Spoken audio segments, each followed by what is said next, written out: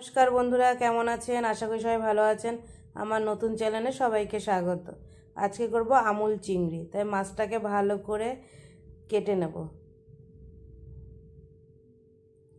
তাই সবকটা মাছ আমার কাটা হয়ে গেছে। এখানে নিয়েছি সর্ষে, নারকেল আর আমুল দুধ।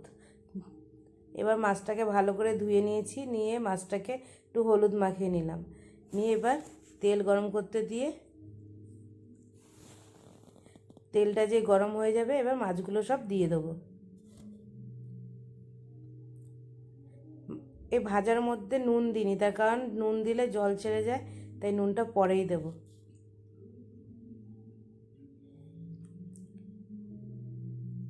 মাছগুলোকে বেশি ভাজবো না, হালকা ভেজে নেব।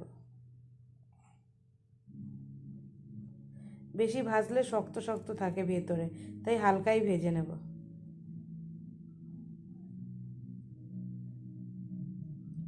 তা আমার মাছগুলো সব ভাজা হয়ে গেছে, এবার তুলে নিচ্ছি।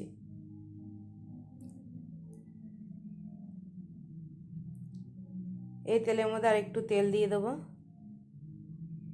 তেলটা যেই গরম হয়ে যাবে, সেখানে একটুখানি কালো জিরে ফোড়ন দিলাম, আর দেবো একটা শুকনো লঙ্কা চিড়ে দিয়ে দেবো।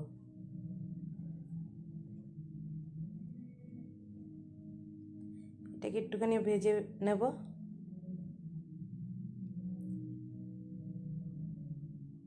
এবার এর মধ্যে বেটে রাখা নারকেল, সর্ষে, কাঁচা লঙ্কা একসাথে বেটে নিয়েছি, নিয়ে এবার সেগুলোকে দিয়ে দিলাম। এবার দেবো এখানে 1 চামচ হলুদ গুঁড়ো, 1 চামচ ঝাল লঙ্কার গুঁড়ো, আর স্বাদ মতো নুন, আর 1 চামচ চিনি।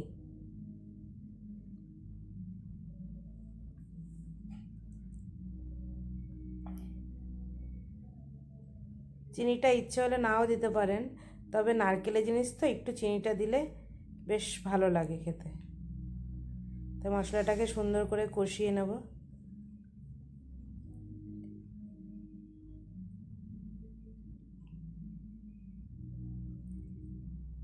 মশলা দিয়ে তেল ছেড়ে গেছে, তাই মশলাটা আমার কষানো হয়ে গেছে।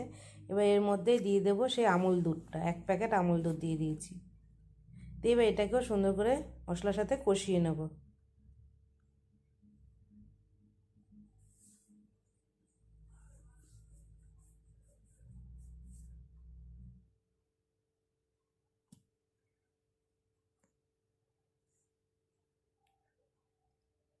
মশলা সুন্দর কষানো হয়ে গেছে, এবার এতে ভেজে রাখা মাছগুলো দেব।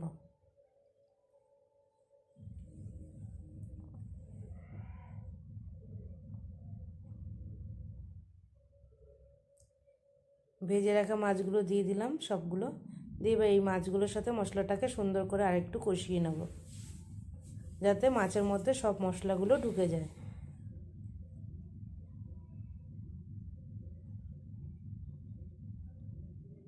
ব্যাস, আর মশলাটাও কষানো হয়ে গেছে, একটু জল দিয়ে দিলাম।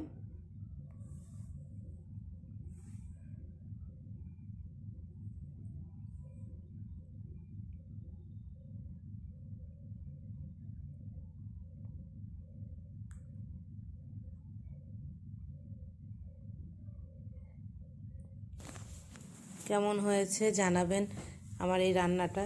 যদি আমার এই ভিডিওটা আপনাদের ভালো লাগে, তাহলে একটা লাইক, শেয়ার, কমেন্ট আর সাবস্ক্রাইবার করে দেবেন।